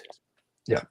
So we got a question from Scott Benzie coming in here, and just it's relating to this as well. Will, when we're talking to somebody, does somebody need to hear that it's okay in a certain way? So when you're communicating to somebody about, stepping outside of their boundaries, or taking a next step, or chasing entrepreneurship, or chasing a hustle, that it is okay. Like, is there a different way to reframe that conversation? Let's talk Benzie. Benzie's got a job. He's like, but I'm thinking about going over there, but I don't know how, and I'm scared of it. How do you reframe the okay, Will Harris? Do you know what I'm asking? Well, yeah, it's just, first off, you ask the simple question, well, what are the fears? What are you scared of? And then you offer the solutions. Well, I'm scared I'm not going to make enough money. Okay, well, keep your 9 to 5. I'm scared people are going to judge me. Who gives a fuck about what people think about you? I'm scared of not providing for my family. Well, you got a partner. Y'all guys talk it out and come up with a strategy and a solution. There's a solution for every fear that comes among entrepreneurship. It's just, are you willing to do it or not? Yeah. And then we have Matthew Roof coming in with just checking out Will's content, crushing a foundation to support the young entrepreneurs. Uncommon kindness in action. Roof, you guys got to meet Will Harris. You're going to need to meet Matthew Roof. He's all about uncommon kindness. And clearly you're supporting young entrepreneurs at Will Harris, which is awesome. And they've got Lady Drew coming in with fears from Satan. And that thing does not want individuals to be successful. Yep. And I often say this, Will, imagine if you were successful, because we always think we're going to fail. But yet I want to invite people to think, imagine, Will, if you were successful at that. Holy shit. Right? So let's get to some quick hitters. Some rapid fires as we wrap up our conversation with Will Harris, who's joining us here this morning, all the way from Dallas, Fort Worth, on Mornings in the Lab with Keith and Friends. Will, favorite guilty pleasure snack during a late night edit? Popcorn. Popcorn. I used to not be able to eat it. Yeah. I wasn't able to eat it because of diverticulitis. So. That's funny. So your whole life you couldn't eat it. Yeah. You get your colon taken care of. Now you're crushing popcorn. True story? Yeah, a whole bag. Best business book you recommend to every client? Mm-hmm. Yeah, it's that and peanut butter. Those are my two guilty pleasures. Oh, dude, don't talk about peanut butter with me. How was your best business book you'd recommend to every client?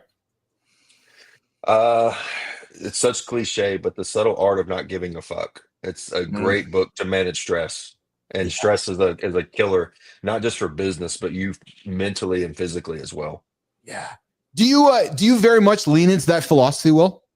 I do, and I see stuff all the time that just, again, going back to the way people judging. Right now, I feel like it's kind of going viral, but there's a photo of a woman that took a picture with a Tahoe, and then there's a guy that talks about don't get into $70,000 of debt, flexing a Tahoe, be the person that has the 1990s Honda that's paid off, and da da da da. And I'm just like, man, this guy's full of shit because there's so many avenues of going into buying a car. First off, I'm in Dallas, Texas. Nobody's flexing a Tahoe. Okay, people drive Uruses here. So I was gonna say that's not buzz up. Whoever yeah. thinks that Tahoe's a flex needs to fucking cover better luck. No, nobody's flexing a Tahoe. But the other thing is, you don't know the reason people buy these cars. Some of them, yeah, maybe they buy it for the wrong reason because they're trying to impress other people. But some of them are tax write-offs. 100%. I'm gonna say that's a great way to bear some money. 100%, brother. I bought I bought an R8, and it's been the best branding tool that I could have bought. It's brought me more business, and that car is now paid for because of the way I leveraged it. So it's just, going into the whole, what people think, just use your own strategy and do what you want to do, and quit. Don't care what people want to say. Yeah. Will, morning hustle or midnight grind? Definitely morning. I'm in bed by 10. Yes. So you're drinking our coffee. Most embarrassing marketing fail that you now sit back and you laugh at? That I've completed or that somebody else has completed? Maybe a bit of both. I can't think of one that was really too embarrassing for me. I'm pretty cautious. I'm not saying that I don't have faults or make mistakes, but I don't know of anyone that's embarrassing. Yeah, I can't think of one. The one that made national news though, which is just funny. And again, I'm not judgmental. It's just they totally forgot who their audience was. But that's Anheuser-Busch and Bud Light. That whole fiasco that they went to with having that spokesperson come up that was transgender, and again, there's no judgment. I don't care. Live your life and be happy. But they totally forgot who their audience was. And let's lean on that one. Or did they? Or was there some strategy in that? I'm playing a game with you, Will. Or was there a strategic decision in that to maybe to change the discussion around the brand? So there's ways to do that, and that's definitely not how you go about it. And when you did Google shut down their account because they were fishing for that? when you have a long time history of a certain group of audience, you don't change it. Now you can strategically grow it, but you don't just all of a sudden decide overnight, hey, I'm going to change this. That would be like Nike coming out of somewhere and be like, hey, you know what, we're not going to do shoes anymore for basketball players. We're going to focus 100% into curling or ice hockey. Yeah. And like it just didn't make sense at all. Yeah. Hey, Will, if your brand had a heartbeat, what would that brand be saying right now? Oh shit, Will, get your PR because you just brought up Anheuser-Busch. Oh, I love it. Will Harris joining us this morning all the way from Dallas on Mornings in the Lab with Keith and Friends. Will, where can our audience connect with you, find you, engage with you, and do some work with you? And get around in the L8. Yeah, my Instagram is willing to thrive. It's willing, the number 2, and then thrive. And then of course they can always reach out on the hustle mad, that's MAD.com, and check us out. And also check out our foundation talking about entrepreneurship. We have our nonprofit, the hustlefoundation.org, where we give scholarships and mentoring for young entrepreneurs that were within 1 to 2 years of business. That's huge, man. The hustlefoundation.org for young entrepreneurs. And is that available to folks in the state of Texas or all over the place? Well, all over the place. So we just picked up a couple of new scholars that we're going to run through our program, and then we'll open and I guess enrollment back up in third quarter. Yeah. Hey, well, I did actually have one last question. Do you have kids? I have 2 dogs. They keep me busy enough. Awesome. I believe me, Johnny has 2 dogs. I have a couple dogs too. Yes, they keep me busy. I was going to ask the question, how do you teach them not to give a fuck? Because you're clearly one who embraces that mindset. And I guess with your dogs, they live around with dad, and they clearly probably have a similar attitude as dad. They don't give a fuck. Mm-hmm. Yeah, nope. What kind of dogs do you have? What kind of dogs do you have? English cream golden retriever and a mini Aussie. Oh, that's fantastic. Good for you. My golden combo. Yeah, my golden retriever is 15 years old. Wow. Still just as active. So, wow. I mean, you've clearly given that animal a really, really good life, brother. Yeah. He is. He's probably traveled more places than most people. I bet. Yeah, I put him in first class one time, and the looks I got from him sitting in that seat was just. Oh yeah. Yeah, dude, that's awesome, man. I say this all the time. I'm trying to build my next empire so I can buy an airplane so I can travel with my dogs. That's just the truth, man. I don't want to, and I can get it. So me and Johnny can get an airplane to take our dogs everywhere. That's my vision, and I haven't really that's the mission. I want to buy an airplane so we can buy time and take my dogs. That's it. Simple. So I don't need nothing else. I red pair of shoes, a red airplane, and my dogs. There you go. That's it. Just for the record straight, he could fucking buy an airplane right now, but he wants to basically earn the money to buy one without going into what he's sitting on right now. Yes, that's exactly. yes. Thanks, Johnny. Well, we're gonna walk you out, brother. I appreciate you hanging out this morning. I know it took you a few attempts to get in, but we made it happen. Thoroughly enjoyed what you offered up here in the lab here today. Come back and hang out again with us sometime. Yep, sounds good, guys. I appreciate the time and the opportunity. Awesome. Yeah, great hearing you talk, brother. Really, really cool stuff. Yeah, I agree. And congratulations on your success, man. I love Johnny. I love hearing the journeys, right? Some guy who wakes up and he's like, fuck, people putting me down. And you talked about how you were raised in a certain community, in a certain mindset. And you're like, no, I'm not, Johnny, I'm not going to be defined by that. And that's what I took from you. You're like, I'm not defined by that. And you went and you made your own thing. And that to me is the inspiration of your story, Will. Right? Because I think, in my experience, I think John's as well, too many folks get defined, then they're stuck there and they can't get out of it. Right. Well, and the crazy thing is they've allowed that to happen. Yes. Mm-hmm. Right. So, well, you're going to get out of here today? Where are you off to next, pal? What's your next step on your agenda this morning? I got a presentation for a potential new client on digital advertising. So I'm going to put that together and present to him today. Good luck with that. And I look forward to grabbing coffee later today. Okay, pal? Absolutely. Talk to you guys later. Awesome. All right, Will.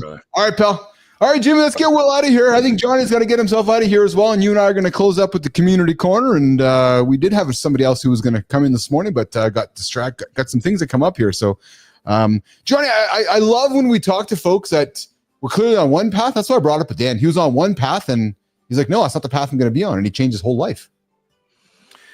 You know, it comes down to humans don't understand how powerful making a decision can be. Yeah.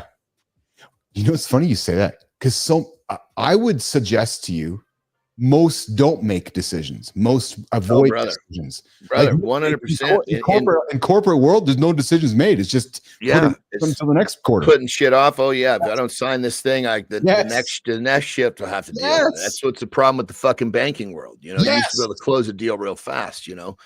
But I mean, I use excuse me, brother. I use that phrase with myself in those points of weakness. You know, like if I'm standing in front of the refrigerator like a dipshit, you know, 8 o'clock at night, dude, make a decision. You're going to decide to do something dumb, or you're going to make a decision to do something good. Go pick that book up and read a page. I tell myself all the time, make a decision.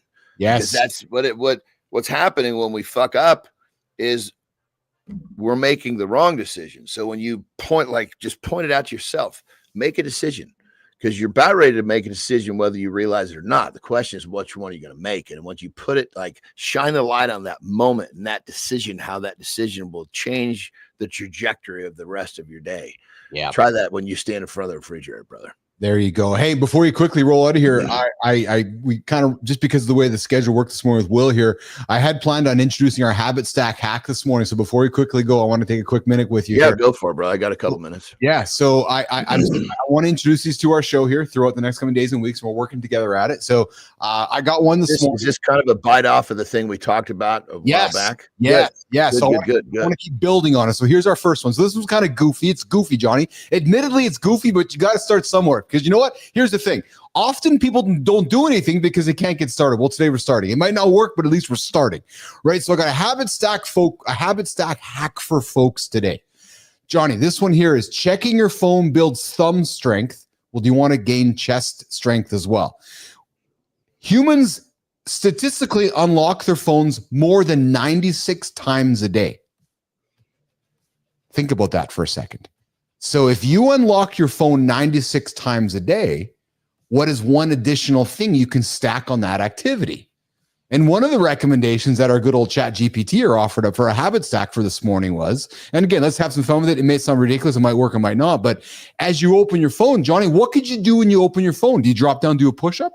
Do you stand at your desk and just kind of do you touch your toes? So what I'm saying to you is that when you open your phone today, you swipe up your phone, there might be a stack on that habit that could help your life positively other than just opening your phone. Do you follow me, brother? I do. And here's the, I'm going to consider myself an expert in habits and stacking. Yes. And my argument to that is, that is a fucking huge task. I would have a hell of a time doing that. That's a lot of fucking, even if you did one push-up, even if you did one whatever.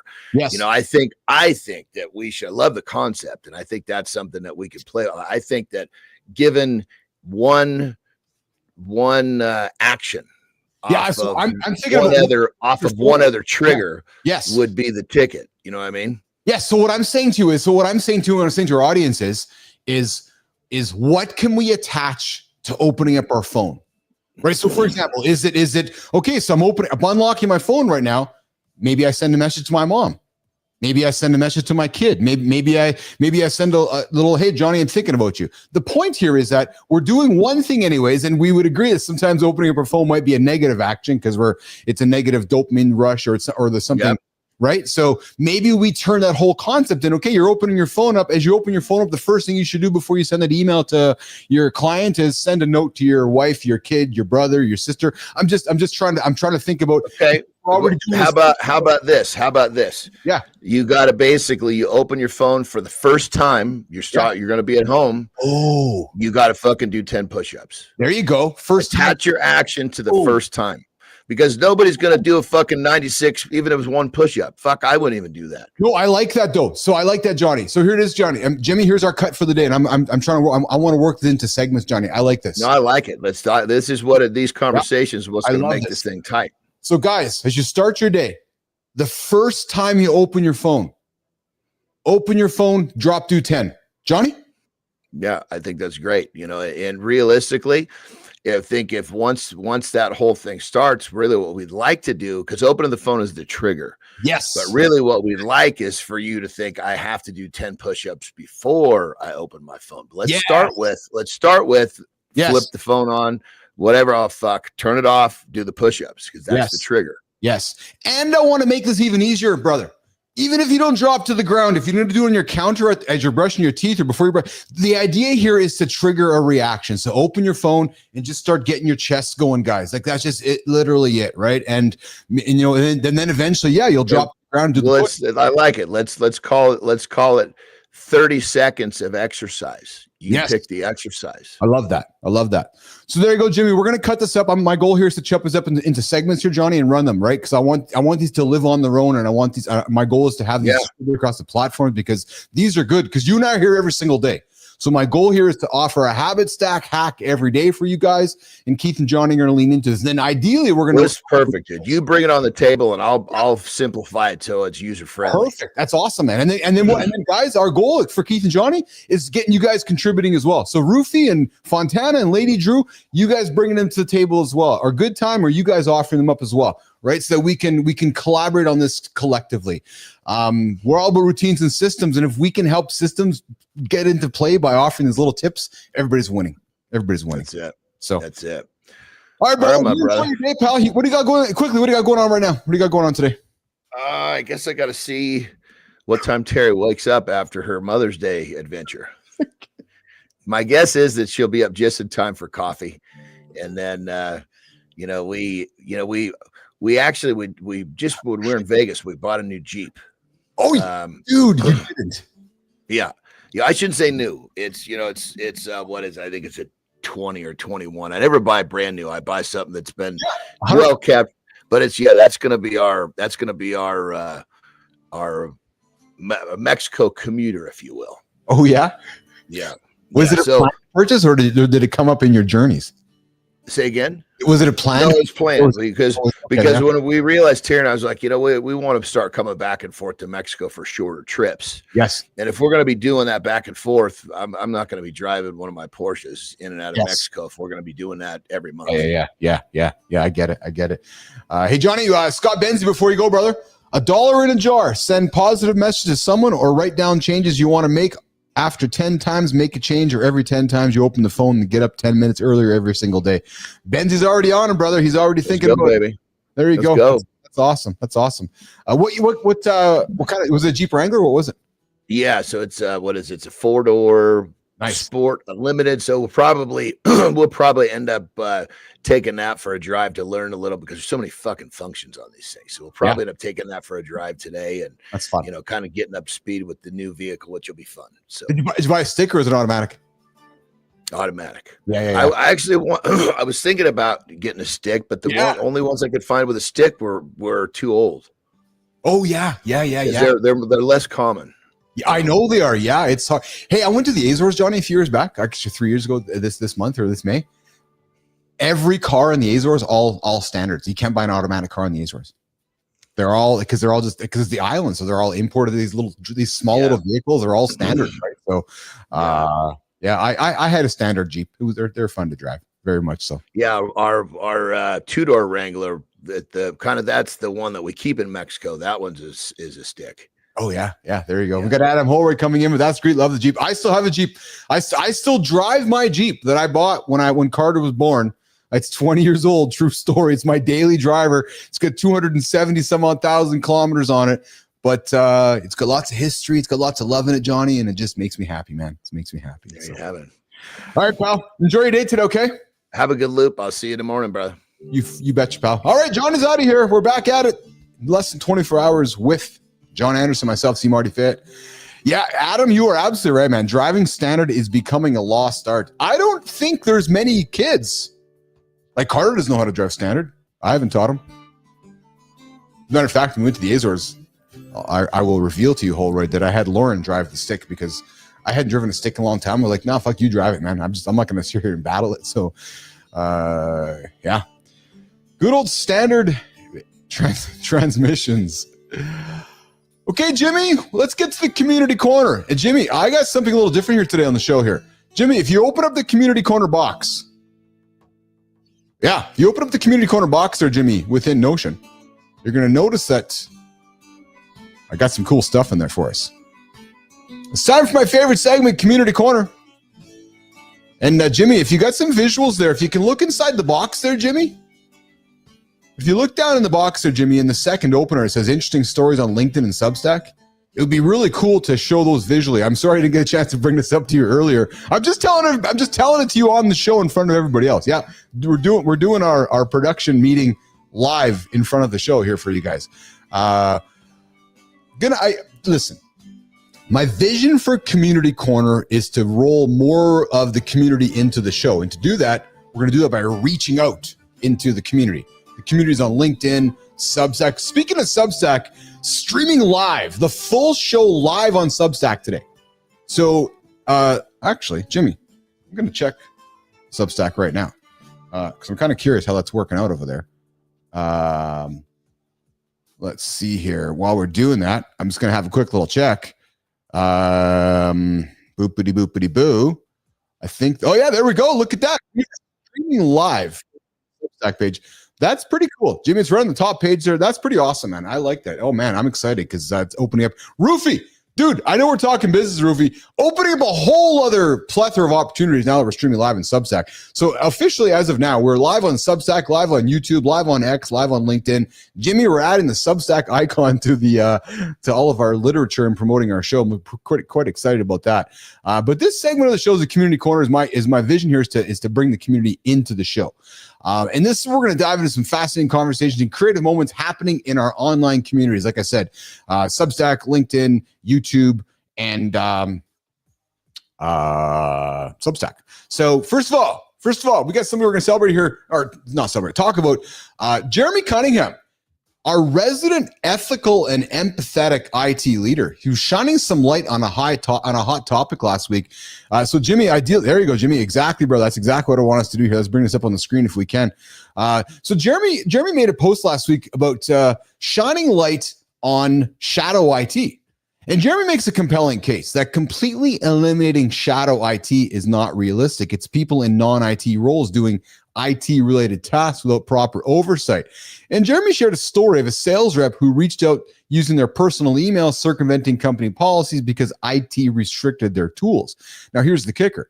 Jeremy suggests fostering open collaborative relationships instead of strict prohibitions. And I got to say, I certainly agree. It's all about communication. What do you guys think?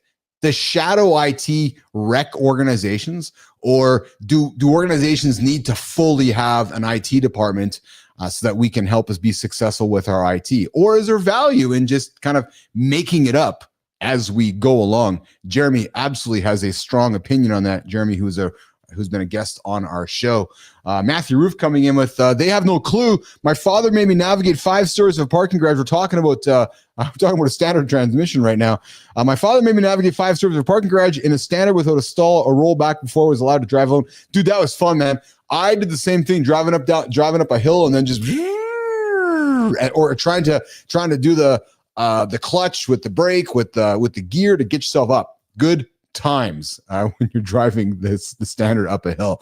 Jimmy, let's get to Jeff Winter's amazing Lego Titanic project. Jeff, an industry 4.0 enthusiast and digital transformation expert, swapped out. Yeah, he swapped yoga. We're talking yoga this morning. He swapped yoga for Lego, and he built a 9,090 piece, $700 Titanic model. Talk about stress relief. I'll tell you guys what drew me to this one is when I went separate ways with ICUC back a few years ago. I totally got into Lego, man. I engaged in Lego. I bought a bunch of Lego kits and I just fucking made Lego kit after Lego kit after Lego kit, and I loved it. So I can very much relate to Jeff Winters. It is very much a good stress relief. The mammoth that you see there, it took him 55 days, 13 hours, and 21 build sessions. Jeff joked that growing up just means upgrading your toys. Very true. Jimmy, I think we got to get Jeff Winter on the show to talk about his Lego experience, because that looks pretty damn awesome. And here, guys, here's the poll. What's your go-to adult stress relieving activity? What's your go-to adult stress relieving activity? Is it Lego? Is it puzzles? Or is it something else entirely? I know puzzles were also coming through my house during COVID. So there was certainly some of that along the way as well. And we got Holroyd coming back with, I get slowed down so much by my IT limiting the websites and programs I can use. I have my own computer for work so they can't limit my creativity. You know, Adam, there's something to be said for that. In my experience, I love my tech friends. I love Jeremy. I love all my tech friends, but I find sometimes my tech friends become too constricting. And sometimes I ask myself, is it because it's job protection, right? Is it, and you know, how actually important is some things, right? I know that we have rules and we have parameters, we got things to do, but Adam, I can't disagree with you, man. Sometimes you just got to get shit done. And sometimes getting shit done means, you know, coloring a little bit outside the lines or coloring next to the lines. And I think that to me is where I encourage guys like Holroyd saying, yeah, I got to get this done. I'm going to use my own computer. Just saying, because the bureaucracy sometimes holds us back from everything else. And, you know, sometimes we just got to get after it. Just have to get after it. All right. Lastly, for all of our marketing friends, Rachel Mason, this one was interesting to me, Jimmy. Rachel Mason from LinkedIn dropped some fire stats about LinkedIn ads. Did you guys know that videos under 30 seconds Yeah, they get 200% higher completion rates, and thought leader ads can achieve twice the click-through rates. Rachel's hosting an insightful webinar to demystify LinkedIn advertising. It's perfect if you're feeling overwhelmed. Marketers, I wonder, and I ask you, what's your favorite digital ad tip? Share below. Let's learn from each other. And that's going to wrap up today's community corner while we move into the creator spotlight. And Jimmy, let's shift some gears and dive into the creator spotlight, where we're going to celebrate some amazing creators making waves, inspiring us all. And let's see who's lighting up the spotlight today, Jimmy. And I'm going to start with, I'm going to get my music up here. My goal is to get some tunes into this whole situation. Oh, Jimmy, so can you give me the links there, brother? Because I think I might be on the wrong one then, Jim. If you want to drop the link here for me so I can make sure I'm reading the right one for you. There we go. Oh, yeah, okay, I see that. I got you. Okay, yeah, I see that, pal.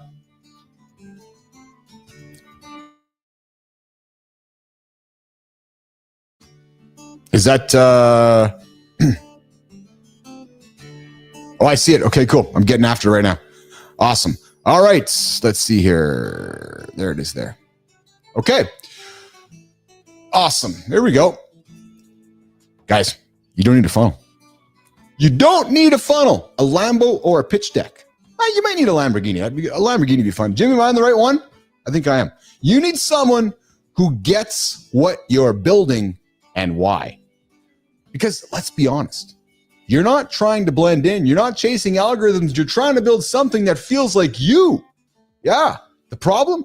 Most creative help speaks in templates, timelines, and tactics. None of it speaks to the heart of what you're really trying to say. That's where this next creator comes in. He's worked with Dodge, Ford, Ram Chargers, and the 1% of people who refuse to make bland things for every average person. This guy doesn't just design, he helps you create a brand that people feel is in their chest. The artist we're talking about this morning on Mornings in the Lab with Keith and Friends, the guy we're going to celebrate, the guy we're going to shine the light on this morning. We're interested and excited to celebrate and introduce you to Scott Fisk. Yes, what's up, Scotty? Let's crush your next design. He's the founder of I Am Next Level Creatives, brand builder, human first disruptor, and the guy behind Go Fast Apparel and Studio 669. Scott doesn't do cookie cutter. He brings identity to life with design that punches through the noise and speaks directly to your people. He's loud. He's real. He's human. And Jimmy, this guy's built a community where creators show up, throw down, and baby, they build together. If your work needs a voice, if your story needs visuals that actually hit, I invite you to follow Scott Fisk. He'll help you build a brand that lives and breathes. And Scotty, here's what we want to do, man.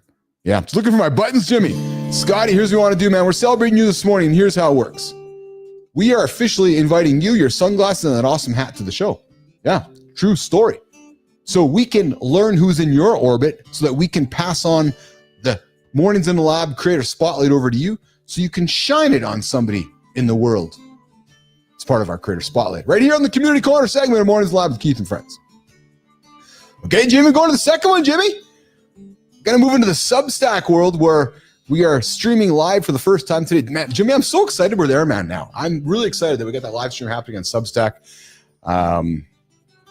There is a lot of creative expression happening on that platform that I'm quite jacked about. You scroll past those thousands of images every single day. I know you. Most disappear in seconds, but every now and then something hits different. It holds you, it slows you down, it makes you feel something. And that's what this creator does, the one that we're going to celebrate today. This guy's a photographer, but that label just doesn't come close. He's a part documentarian, a part storyteller, and a part chicken whisperer. Jimmy, do we actually have a chicken whisperer? A true story? I know we have the AI chicken wrangler, Matt Rose, but I didn't know we had a chicken whisperer. Yeah. Well, this guy's got a Substack, a visual journey from a guy who shot for them, MoMA, Google, Gucci, and the New York Times, but still spends his morning photographing chickens on self-timers. This guy's name, Jimmy, we're going to introduce this morning to everybody in Mornings in the Lab we're introducing Noah Kalina. Yes, you might know Noah from his viral self-portrait project Every Day, or from being the photographer behind Cabin Porn. Jimmy, we seem to be using that porn word lots here in the lab lately. Well, this guy's shooting cabin porn. Yeah, you've seen his work, even if you didn't even know it, but his newsletter goes deeper. Yep, I'm telling you, Noah, it's photography meets philosophy meets random weird joy stories about building chicken cams, meditations on hands, quiet reflection from the worlds of Lumberland, New York. Hey, Roofy, you got to go connect with Noah, man. He's up in Lumberland, New York. If you're tired of overproduced content and want to feel connected to something real again, I invite you to subscribe to the Noah Kalina newsletter. Noah just doesn't take pictures. He pays attention, and he'll make you want to do the same. So guys, go check out Noah Kalina's newsletter over on Substack and check out some of the photography he's doing. And Noah, here's how it works, man. We would love to have you on the show. True story. Love to have you on, get you in that, get that rig onto our show, and give you the light so that you can celebrate somebody in your orbit on Mornings in the Lab, the Community Corner, the Creator Spotlight. All right. I think we're wrapping it up, Jimmy. The Monday Loop is wrapping up, man. The Monday Loop is wrapping up. Going to get after it here today. We're back here tomorrow. Tomorrow, big show, huge show tomorrow. Matthew Roof joining us for the exchange. You guys, you know we have the segment. I expect the exchange to run around 10 o'clock Eastern time, 10, shortly after 10 Eastern time, because before we have that, we got a great lead into the exchange. Nicole Bernard. Yes, you guys remember Nicole Bernard? She's back. Nicole Bernard's in the lab tomorrow. We're doing a business and branding segment. Brand new segment being introduced to the show. Business and branding. Reintroducing, actually. We did it with Flynn a few months back. Nicole Bernard. We've refreshed, relaunching the segment. So we got Bernard. We got Nicole Bernard joining us on the show tomorrow. We got Matthew Roof coming up here tomorrow. Big show tomorrow in the lab. And tomorrow's discussion is, I believe it is about, ditching processed foods. I did. Yeah. We're going to talk about how it impacted my mood. And Jimmy's like, do we have a big show tomorrow? Yeah, we do. Yeah, we have a massive show tomorrow. We're going to lean into the community corner segments. We're going to lean into Nicole's business and branding segments. We're going to lean into Matthew Roofy. We're launching into Roofy's exchange segment tomorrow. A lot of great stuff. So I invite you guys to show up tomorrow. 8 o'clock Eastern time, Mornings in the Lab with Keith and Friends. Myself, John Anderson, CMartyFit, and producer Jimmy. Jimmy, let's get out of here, man. There's the sound effects. Hey, tune in tomorrow to start the show. You'll hear a brand new opener. Yeah, making soundtracks. All right, we're going to get out of here. Bernard, Holroyd, Roofy. That's the chicken whisper. Oh, man. Lady Drew, good time. Benzie, fit. All of you guys. Lady Drew, I appreciate you guys. Thanks for hanging out with myself and Jimmy and the gang. We'll see you guys tomorrow. Mornings Live with Keith and Friends. Uncle Keith's got to do a restroom break. We'll see you guys soon. See you guys in the morning. Lesson 24. Ciao.